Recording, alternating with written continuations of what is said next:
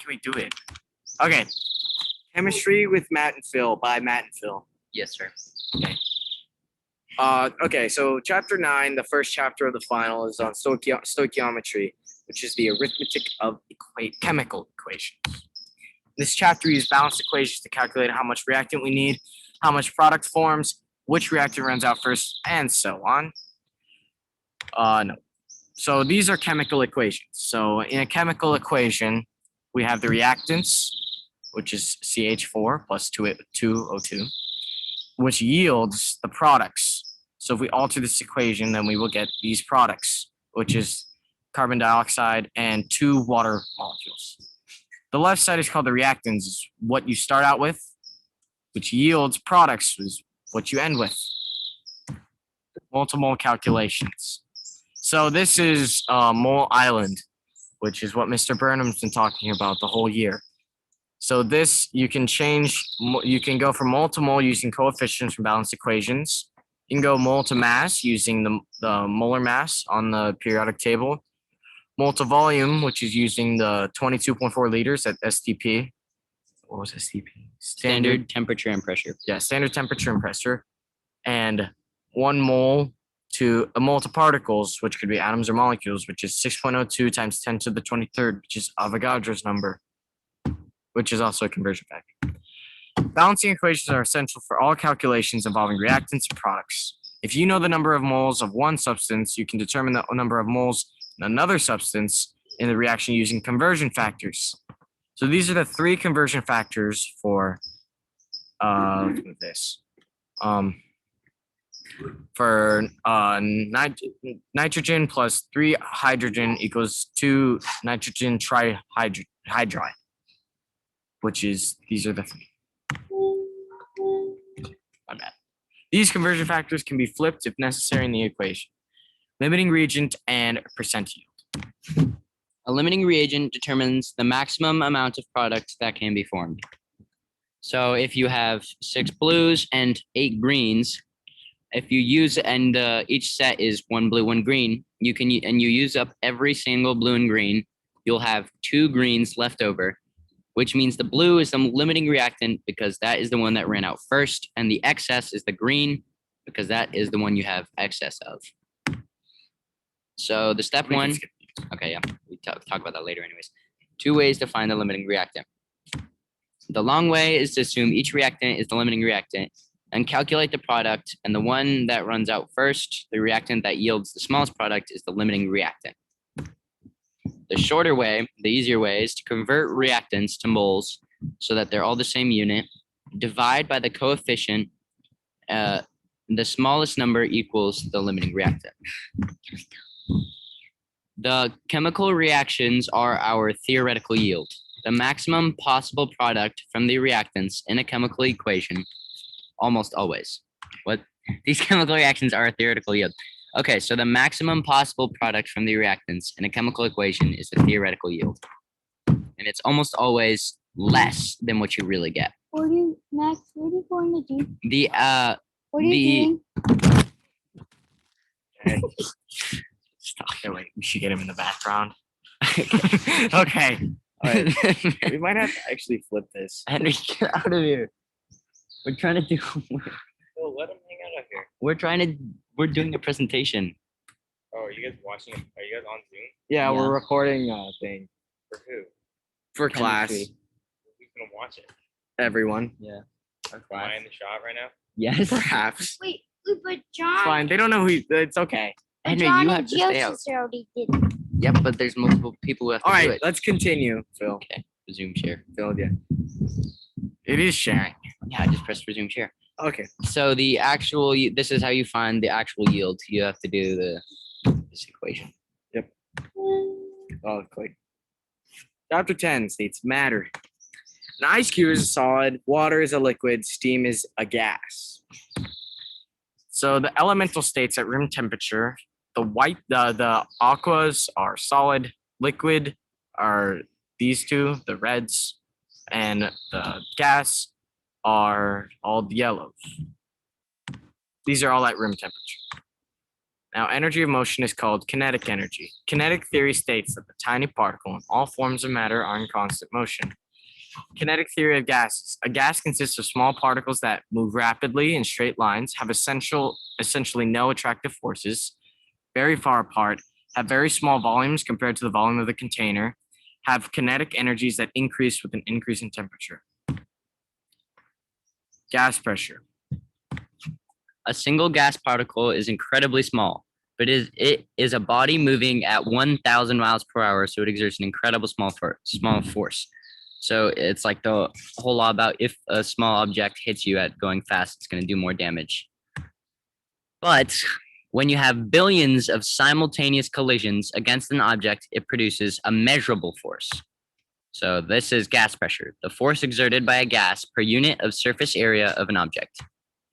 If there is no gas, there are no collisions, there is no pressure, you get empty space, a vacuum, which is like space, like up sky, above the sky space. Oh, yeah. Atmospheric pressure results from the collisions of air molecules with other objects.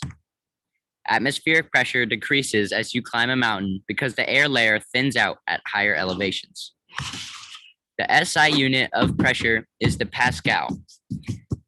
Atmospheric pressure at sea level is about 101.3 kilopascals. Pascals alone are too small to measure, so it's easier to use kilopascals or atmospheric pressure. 1 atmospheric pressure also equals 760 mm of HE. STP, standard temperature and pressure for a gas, is 0 Celsius and 1 atmospheric pressure. What happens when something is heated? Particles of the substance absorb energy. Some is stored as potential energy and doesn't raise the temp of a substance. The rest is absorbed energy, speeds up the particles, which increases kinetic energy and temperature, which increases their average kinetic energy, which results in an increase in temperature, as stated before. When a substance cools, particles move more slowly and average kinetic energy declines. No motion is absolute zero, which is no kinetic energy. This is so absolute zero is equal to 0 Kelvin, negative 273.15 Celsius, negative 459.67 Fahrenheit. Kelvin temperature is directly proportional to average kinetic energy. Example, the particles in helium at 200, they're indirectly proportional to average kinetic energy. The particles in helium at 200 K have twice the, well, no, they are directly, never mind. Okay, they're 200 Kelvin have twice the energy of those at 100 Kelvin. At any given temperature, the particles of all substances, gas, liquid, solid, have the same average kinetic energy. When gas temperature is lowered enough, gas condenses into a liquid. Liquid flows. They can be poured and will assume the shape of their containers. They move and slide with each other.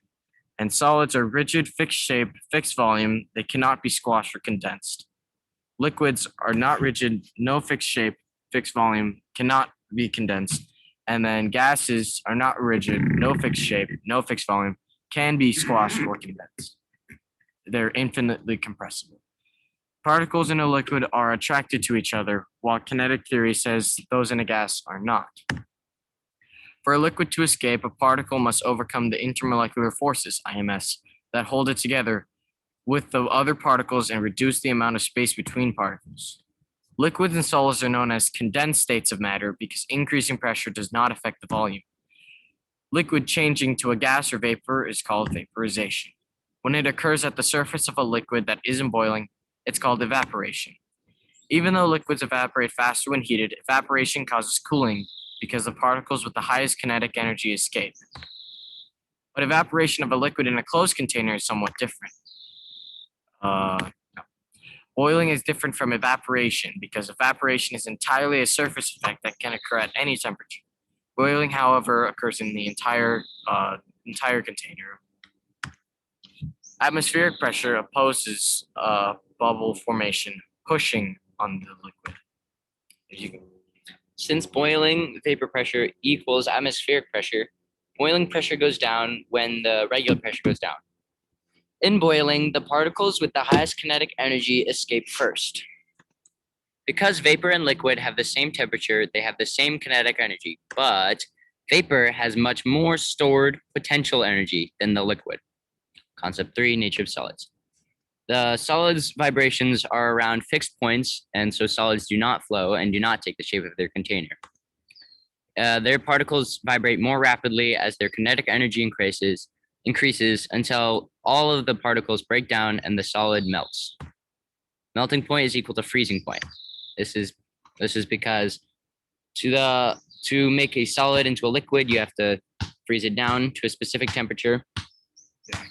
And for a liquid to be, then it has to reach a certain temperature. Yeah.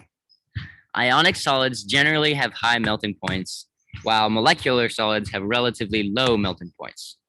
Crystal structure and unit cells. Most solid substances are crystalline.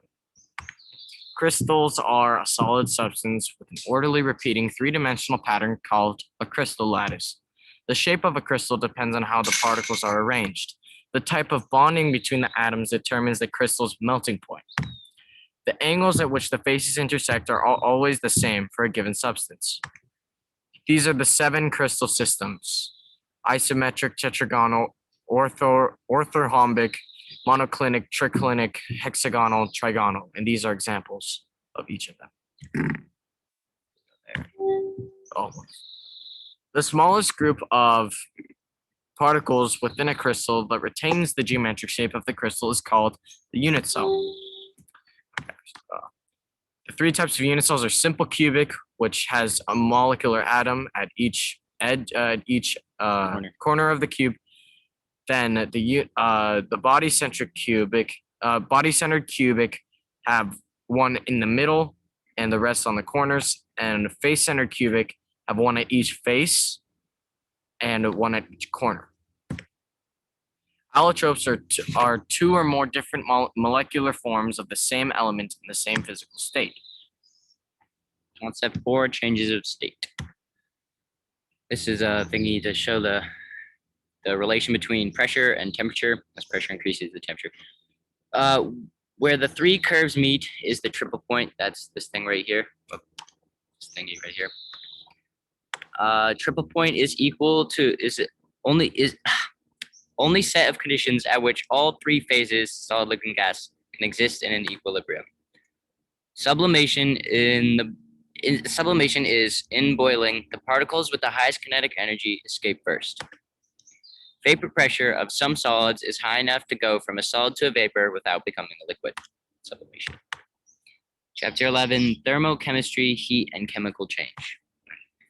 Energy is equal to the capacity for doing work or supplying heat. Work is the force used to move an object, and heat is energy that transfers from warmer objects to cooler objects. So if 2 objects remain in contact, heat will flow from the warmer to the cooler until the temp of both is the same. This is called thermal equilibrium. Heat can transfer or move in 3 ways. Conduction, convection, and radiation. These are examples of convection, conduction, radiation. And then endothermic is when it's cooler than the substance is cooler than the surroundings. System. Oh. The system is cooler. The system is cooler than the surroundings.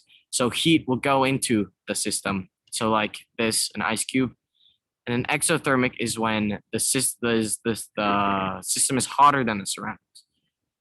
So in this, the fire will go to the other to its surroundings. To the surroundings. This is the law of conservation of energy. Energy cannot be created nor destroyed, but can be converted from one form to another. The amount of energy we start with is what we must end with. It's true. Yeah, thank you. Calorie equals the amount of heat needed to raise a temperature of 1 gram of H2O by 1 degree Celsius. This is a calorie with a low c, a lowercase. So 1,000 calories equals 1 calorie with a big C, uppercase C. Which is a food calorie. Yes, and 1 of the small c's equals 1 calorie of the small c equals 4.184 joules. Conversion. Almost 4.20. which is just like a fun number. The amount of heat needed to increase the temperature of an object exactly 1 degree Celsius equals the heat capacity of that object. Specific heat capacity is the amount of heat it takes to raise 1 gram of that specific substance 1 degree Celsius. Calorimetry equals the accurate and precise measurement of heat change for chemical and physical process. Q equals delta H equals MCAT, M times C times delta temperature. All right, so we didn't even explain this. Okay, well, Q is energy, Yeah. M is molar mass, and C is C is Specific heat. specific heat times delta T, which is change in temperature. So if you have 3 of these, then you can get the last one. So if you have the mass, the temperature, and the energy, then you can find C, or the other, or anything. Mixed up and stuff.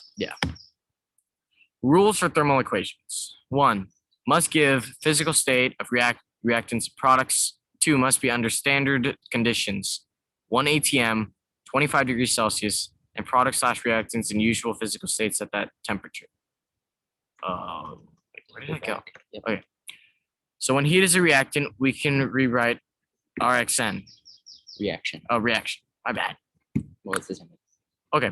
Well, so in this chemical equation, delta H, so in order to change to NaHCO3 into Na2CO3 plus H2O plus CO2, we need a delta H, or a change in heat, of 129 kilojoules. Oops.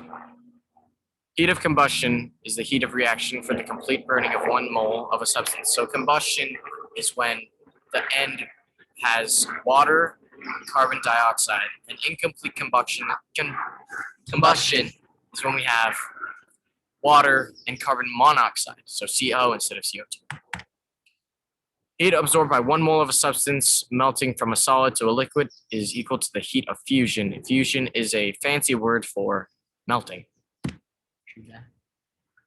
Heat loss when 1 mole of a liquid solidifies at constant temperature is molar heat of solidification. Vaporization of a liquid through boiling or evaporation cools the surroundings.